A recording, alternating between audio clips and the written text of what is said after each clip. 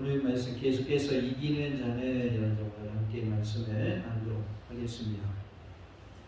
지는 자에게는 상이 없지만 이기는 자에게는 상이 있죠. 그래서 우리 모두가 이기는 자가 되어서 하나님이 주시는 상을 다 받아 누리기를 원합니다. 우리가 원수 마귀와 싸워 이기고 죄악과 싸워 이기고 질병과 싸워 이기고 이 세상과 싸워 이기고 나 자신으로 싸워 이겨서 하나님이 주시는 영원한 생명을 누리며 살 수 있기를 원합니다. 우리는 소아시아 7교회 중에 5번째 교회 사대교회에 대해서 살피고 있습니다. 사대교회에 대해서 말씀 함께 나눔으로 큰 은혜가 임하고 하나님이 기뻐 주시는 귀한 시간 될 줄로 믿습니다. 이기는 자는 흰옷을 입을 것이요 라고 말씀합니다. 5절에 이기는 자는 이와 같이 흰옷을 입을 것이요 내가 그 이름을 생명책에서 결코 지우지 아니하고 그 이름을 내 아버지 앞과 그의 천사들 앞에서 시인하리라 라고 말씀합니다. 이기는 자에게는 영원한 생명을 누리게 하시겠다라는 뜻이 바로 흰옷을 입을 것이요 라는 말씀입니다. 이기는 자에게 3가지 약속을 하셨죠. 흰옷을 입을 것이다. 그리고 그 이름을 생명책에서 결코 지우지 아니할 것이다. 그 이름을 내 아버지 앞과 그의 천사들 앞에서 시인할 것이다. 이렇게 말씀하죠. 그래서 하나님께서 이기는 자에게 흰옷을 입혀주시고 생명책에서 그 이름을 지우지 아니하시고 또한 아버지 앞과 천사들 앞에서 그 이름을 시인하시겠다라고 하시는 말씀 곧 하나님의 나라에서 영원한 생명을 누리게 하시겠다라는 말씀인 것이죠. 그리고 우리가 이기는 자가 되어서 영원한 생명을 누리는 은혜가 있기를 원합니다. 3절과 4절은 권명과 칭찬의 말씀입니다. 3절에 그러므로 네가 어떻게 받았으며 어떻게 들었는지 생각하고 지켜 회개하라. 만일 일깨지 아니하면 내가 도둑같이 이르리니 어느 때에 내게 이르는지 내가 알지 못하리라 라고 말씀합니다. 이 말씀은 곧 권면의 말씀입니다. 그러므로 내가 어떻게 받았으며 어떻게 들었는지 생각하고 지켜 회개하라 그랬죠. 3절은 사대 교회를 향한 3가지 권면이며 3가지 명령입니다. 생각하라라고 말씀을 하고 있어요. 생각하고 그랬죠. 이것을 염두에 두다라는 뜻으로서 항상 상태를 되돌아보라라는 말씀입니다. 우리가 항상 우리 자신을 되돌아보는 그런 모습이 되기를 원합니다. 2번째는 지켜라고 표현을 했죠. 지키다라는 말은 유지하다라는 뜻입니다. 이미 받았고 들었던 복음을 굳게 붙잡아야 함을 의미하고 있습니다. 우리에게 주신 복음, 우리가 이미 들었고 우리가 알고 있는 그 말씀, 우리가 받았고 우리가 들었던 그 복음을 굳게 뭐하라고요? 붙잡으라라는 뜻이 지키라는 의미가 되겠습니다. 그리고 회개하라라고 했어요. 이것은 돌이키다라는 뜻인데요. 단번에 결정적으로 죄에서 돌이킬 것을 말씀하고 있어요. 단번이라는 것은 한 번을 말하는 거예요? 여러 번을 말하는 거예요? 한 번을 말하죠. 그러니까 단번에, 한 번에 돌이키라 그런 뜻입니다. 그것을 이제 회개하라 이렇게 표현을 하고 있어요. 그래서 단번에 우리는 결정적으로 죄에서 돌이키는 그런 모습이 되기를 원합니다. 이렇게 회개하라고 하신 것은 단회적이며 시급한 돌이킴에 대한 이 명령은 임박한 종말에 대한 심판을 내다보고 죄로 부패하기 전의 상태로 돌아가야 한다는 말씀입니다. 그러니까 우리가 하나님의 은혜 가운데 임박한 심판을 깨닫고 죄를 짓기 이전의 상태로 돌아가는 그러한 회개의 은혜가 있기를 원합니다. 죄를 지은 그런 모습에서 뒤로 돌아서 하나님께로 돌아오는 것, 그걸 우리 뭐라고 그래요? 회개라고 말합니다. 그래서 하나님 품으로 돌이키는 은혜가 우리 모두에게 있어서 죄 짓기 이전의 상태로 회복되는 그러한 은혜가 있기를 원합니다. 그래서 3가지 명령은 뭡니까? 먼저는 생각하라, 그리고 지켜라, 그리고 회개해라. 항상 내 상태를 돌아보아라. 그리고 이미 받았고 들었던 복음을 늘 붙잡고 있어라. 그리고 단번에 결정적으로 죄에서 돌이켜라. 그래서 죄 짓기 이전의 상태로 회복되어야 할 것을 말씀하고 있습니다. 다시 볼까요? 생각하고 지켜 회개하라. 우리가 하나님의 은혜 가운데 생각하고 지키고 회개하는 모습을 통해서 하나님 품으로 돌이키는 그러한 은혜가 있기를 원합니다. 예수님께서 우리에게 뭘 권면하고 계시는 거예요? 회개할 것을 권면하고 있습니다. 만일 일깨지 아니하면 내가 도둑같이 이르리니 어느 때 내게 이르는지 내가 알지 못하리라 라고 3절에 말씀을 합니다. 3절은 마태복음 24장 34절과 데살로니가전서 5장 2절을 반영한 말씀입니다. 마태복음 24장 34절에 내가 진실로 너희에게 말하노니 이 세대가 지나가기 전에 이 일이 다 일어나리라 라고 말씀을 하고 있어요. 마지막 때에 일어날 징조가 다 일어날 것이다.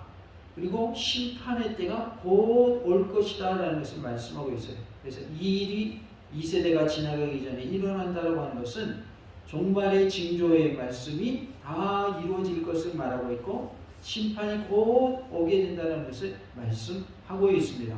지금 코로나 상황이 2년이 넘었습니다. 그죠? 이것 또한 종말의 뭐 중에 하나일까요? 징조 중에 하나입니다.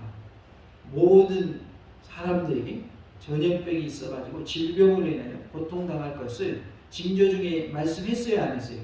말씀했어요. 코로나라고는 안 했지만 질병으로 인한 고통이 올 것을 이미 말씀하셨어요. 그러니까 앞으로 이 코로나 같은 질병이 또 있을까요, 없을까요? 또 있을 것을 우리는 이미 알고 있다고 말이에요. 왜? 그렇게 말씀해 주셨습니다. 그러니까 중요한 것은 뭡니까? 코로나가 무서운 게 아니라 지옥 가는 게 무서워야 돼요. 우리가 이러한 어려움을 통해서 하나님을 더 가까이 해야 되고 또 이러한 때일수록 우리가 하나님 앞에서 뭐 해야 돼요? 회개해야 되는 거예요. 그래야 우리가 천국 갈 수 있는 거예요. 단순히 그냥 아우 너무 힘드니 이 정도로 끝나버리면 의미가 없게 되는 거예요. 안 믿는 사람들도 코로나로 어려운 거 알아요, 몰라요? 다 알죠. 그리고 생업 현장이 어려워요. 너무나도 생업 현장이 잘 되고 있어요. 어렵잖아요. 그러면 그들도 코로나 때문에 어렵다는 걸 몸소 알고 있어요. 체험해서 알고 있어요. 그거는 안 믿는 사람들도 아는 이야기예요. 그 정도로 그치면 믿는 사람들은 그 정도로 그치면 안 되는 거예요. 아, 종말의 징조대로 지금 하나하나 이루어져 가고 있구나. 그러면서 우리는 뭐 할 준비를 해야 돼요? 천국 갈 준비를 해야 돼요. 오해하시면 안 돼요. 천국 가라고 그랬다고 빨리 돌아가시라는 뜻이 아닙니다. 어린아이도 천국 갈 준비해야 되는 거예요. 어린아이도 앞으로 살 날이 많이 있지만 어린아이도 천국 갈 준비해야 맞는 거죠. 아직 살 날이 많으니까 뭐 좀 이따 믿지 그게 아니죠. 예수는 언제 오실지 알아요, 몰라요? 아무도 모르잖아요. 어린아이인 사람도 있을 거고 청년인 사람도 있을 거고 장년인 사람도 있을 거고 노년인 사람도 있을 거 아니에요. 그러면 모든 연령층의 사람이 다 예수 오실 때 있을까요? 아니면 노인들만 남아있을까요? 모든 연령층의 사람들이 다 있는 거예요. 예수님이 오신다면 어느 때 오시든지. 그러니까 누구나 다 천국 갈 준비를 해야 되지 나이 먹은 사람만 천국 갈 준비해야 된다. 이거 틀린 말인 거예요. 왜요? 예수님 언제 오실지 아무도 모르잖아요. 당장 오늘 오신다 그러면 어린아이도 있고 청년도 있고 장년도 있고 노년도 있잖아요. 그러니까 나이에 상관없이 다 천국 갈 준비해야 된다는 뜻이지 빨리 죽으시죠 그런 뜻은 아닙니다. 야, 내가 은혜 받으러 갔더니 수요일날 은혜 받으러 갔더니 목사님이 천국 갈 준비하라더라. 나보고 빨리 죽으라고 그랬어. 제가 언제 그랬어요? 천국 갈 준비하라고 그랬지. 오래 사시기 바랍니다. 건강하게 장수하시기 바랍니다. 오늘도 권사님들 그러시더라고요. 건강이 최고예요 그러시고 맞는 말씀이죠. 돈 많으면 뭐합니까? 부자이면 뭐예요? 아프면 아무 소용없잖아요. 저희 어머님 돌아가실 때 보니까 돈 있는 거 아무 소용없더라고요. 돌아가실 때 돈 가지고 못 가셨어요. 우리 어머니 돈 한 푼도 못 가져가셨어요. 돈이 중요한 게 아니라 건강이 중요하더라고요. 근데 더 중요한 게 뭐예요? 영원한 생명을 얻는 게 더 중요한 겁니다.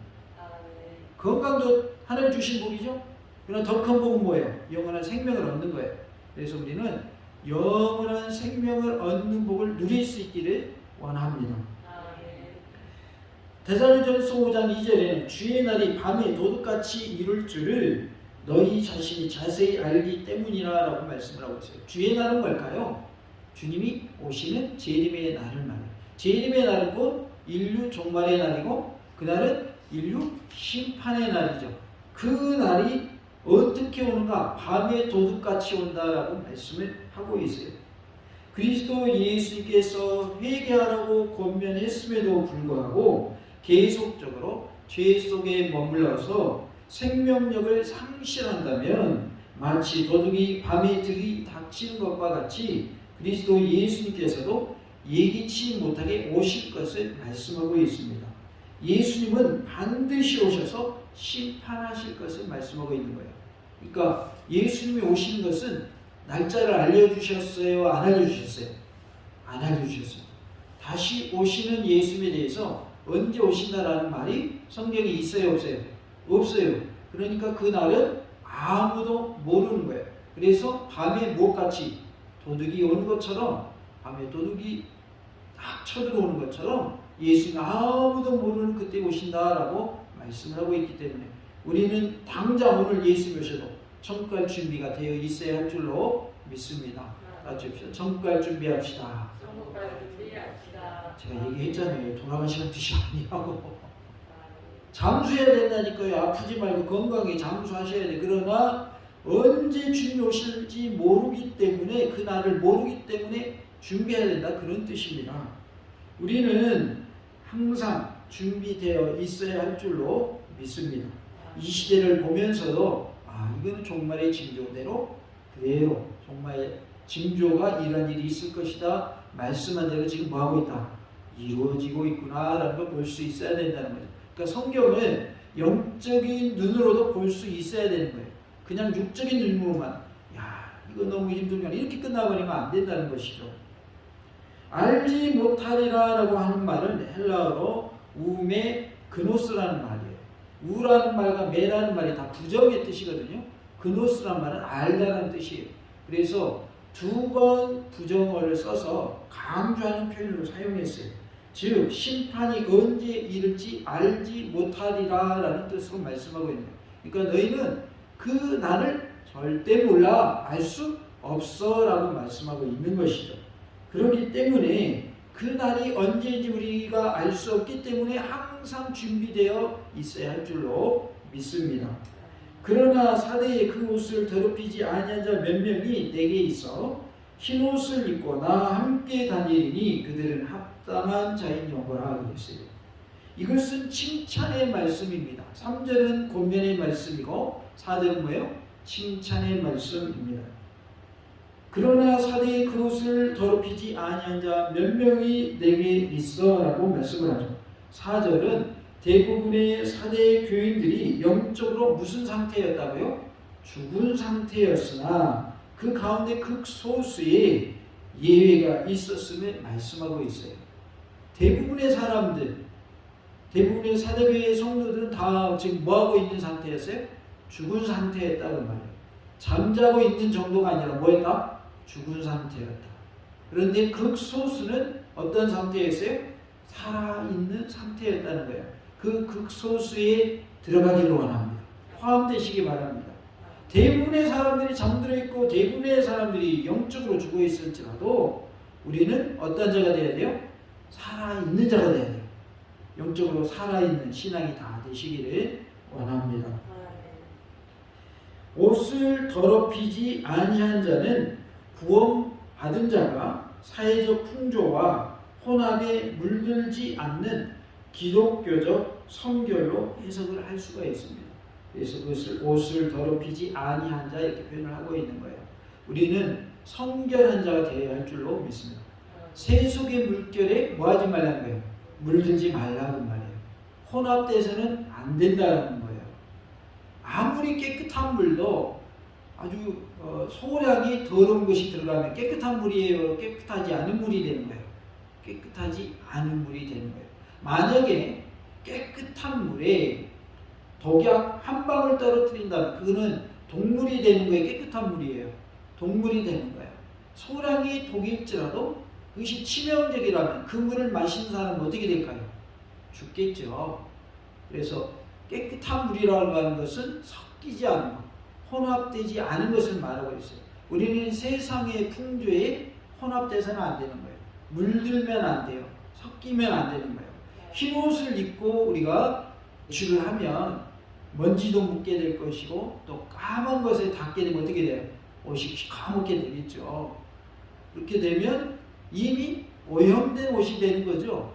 우리 외출하면 집에 들어가서 뭐를 해야 돼요? 특히나 지금과 같은 시대에 손을 꼭 씻어야 됩니다.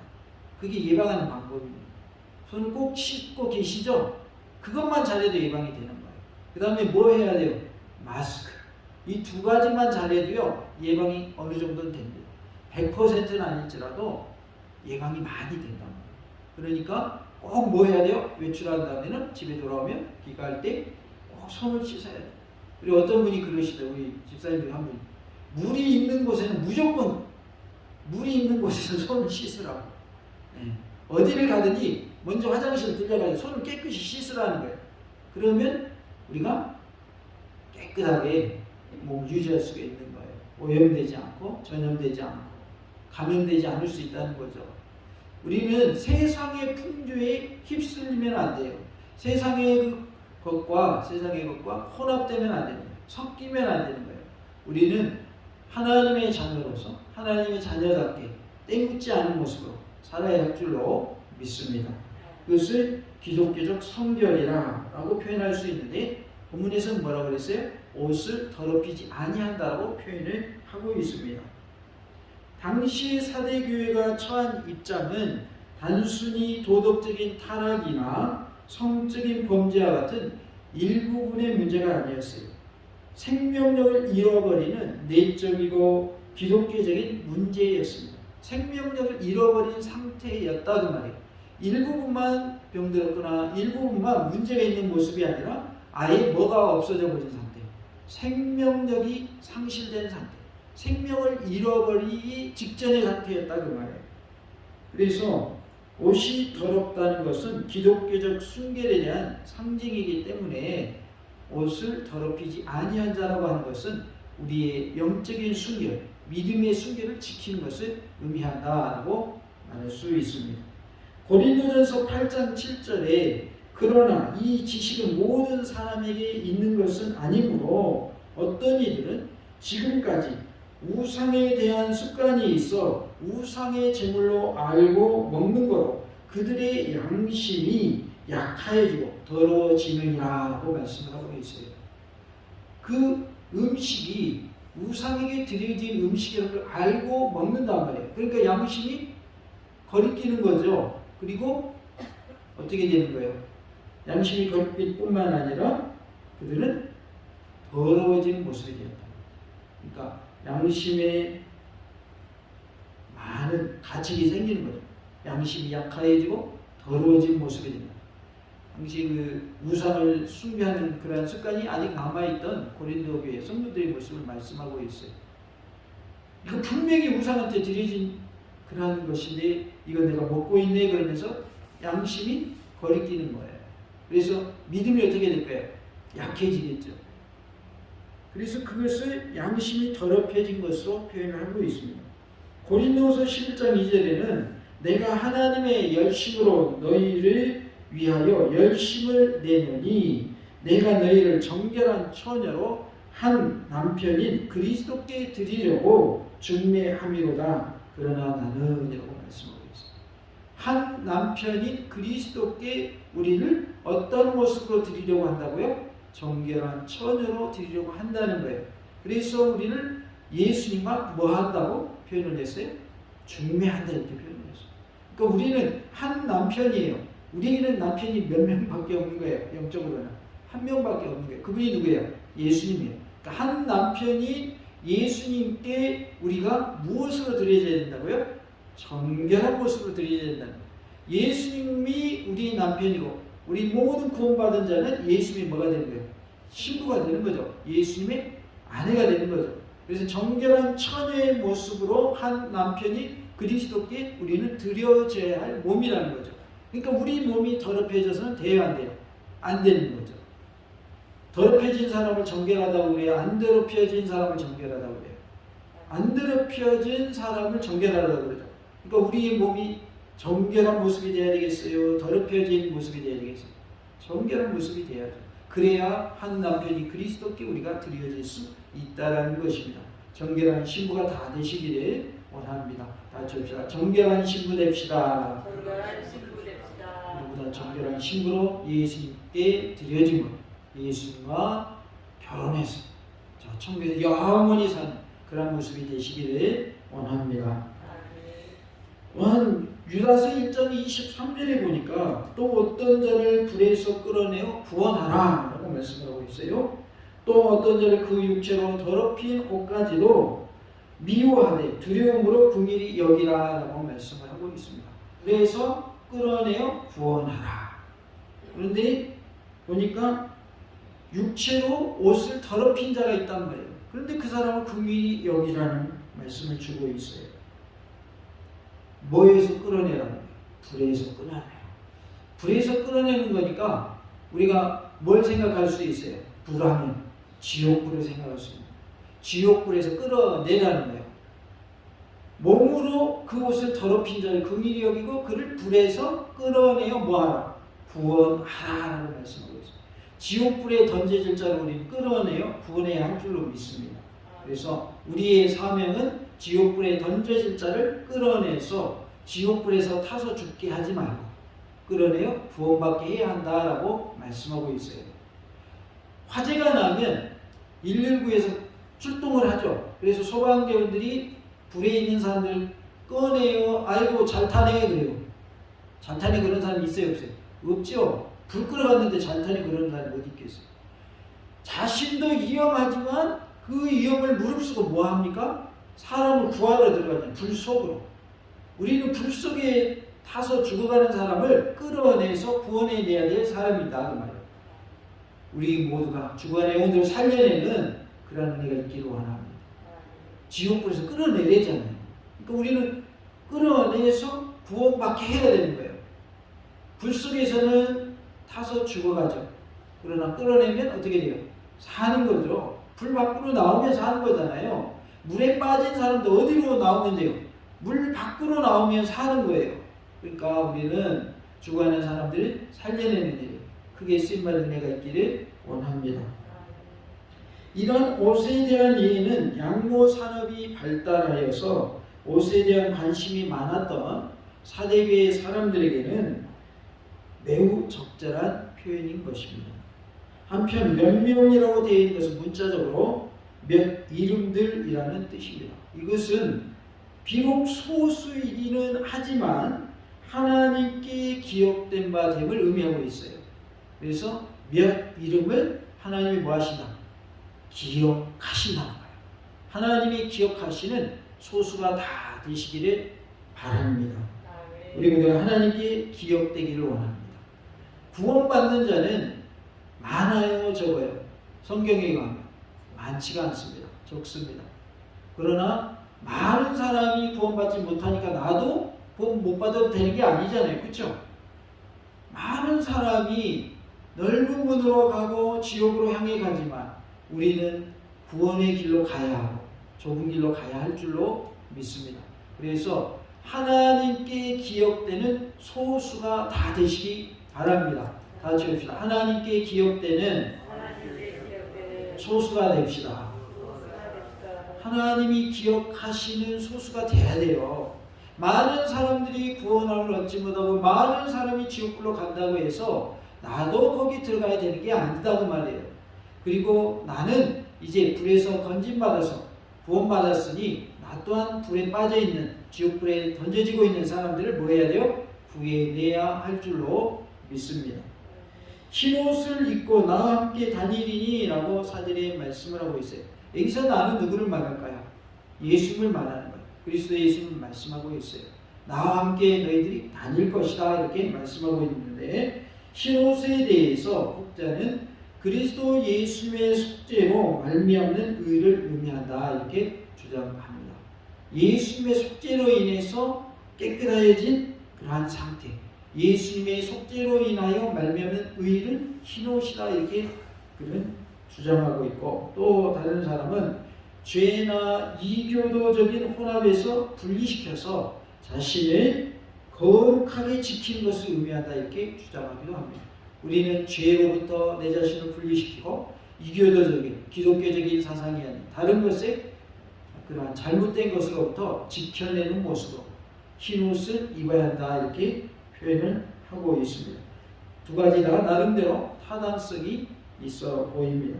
우리는 우리의 옷을 희게 하는, 그리고 그 옷을 더럽히지 아니하는 그러한 은혜가 있기를 원합니다. 사대교회의 대부분의 교인들은 외적인 겉모습에는 관심이 정말 많았어요. 그런데 그리스도 예수님에 대한 내적 정결과 이교와의 분리된 삶에 대해서는 무관심했다는 말이에요. 관심이 없었어요. 예수님과의 관계에 있어서 정결한 신부의 모습을 써야 한다, 이것에 대해 관심이 없습니다. 그리고 기독교 사상이 아닌 다른 이교적인 그런 것에 우리가 물들지 않아야 되고 분리돼야 된다, 이런 것에도 뭐가 없었다고요? 관심이 없었다는 거예요.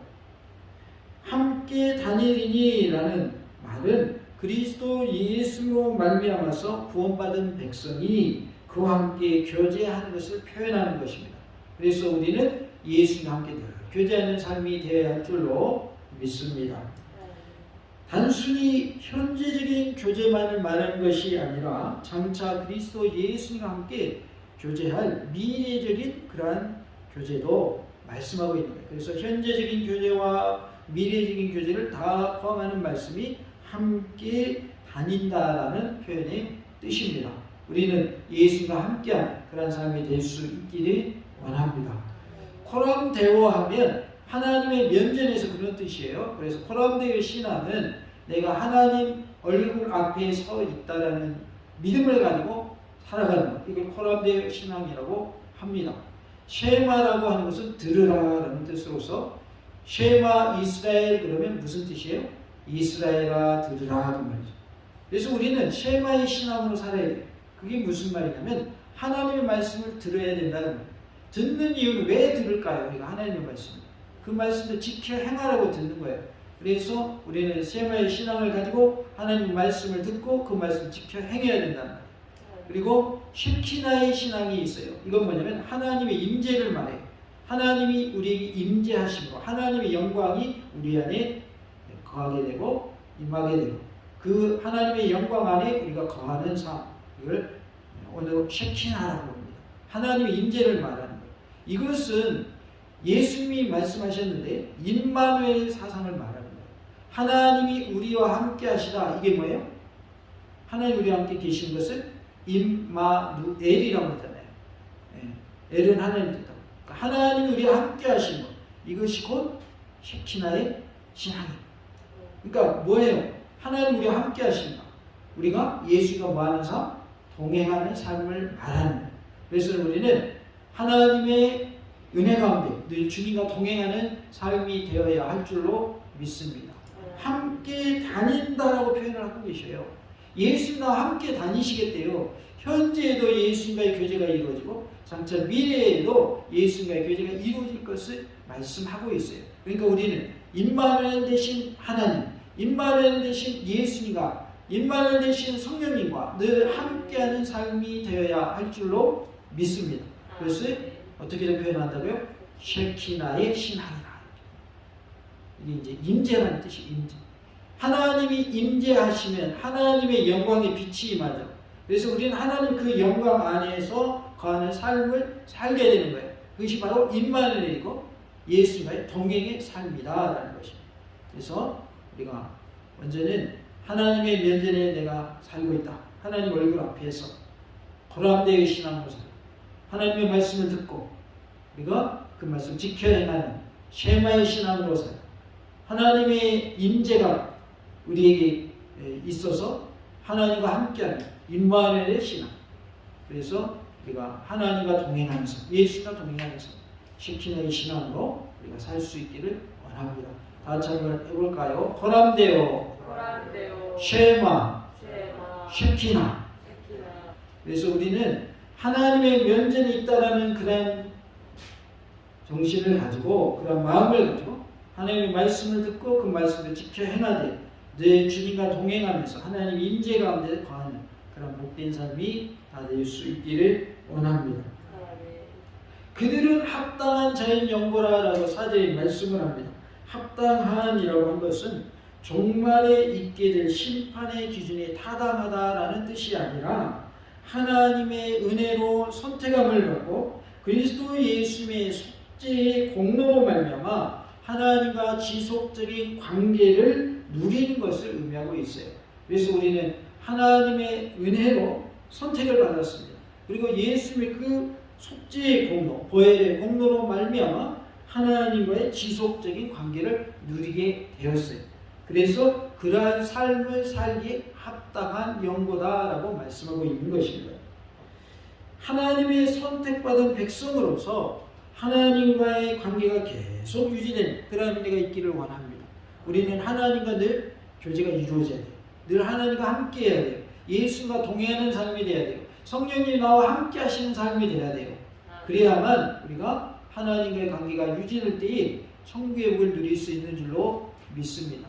그래서 우리가 죽어서만 천국이 아니라 살아있는 동안에도 천국의 삶을 영위하는 그런 모습이 되어야 할 줄로 믿습니다. 마귀와 싸워 이기고 죄악과 싸워 이기며 질병과 싸워 이기고 이 세상과 싸워 이기고 나 자신으로 싸워 이기는 승리의 삶이 되셔서 하나님이 주시는 영원한 생명을 누리며 사시는 은혜가 있기를 간절히 원합니다. 다 같이 합시다. 이기는 자가 되어 영원한 생명을 누리며 삽시다. 영원한 생명을 누리며 삽시다. 할렐루야.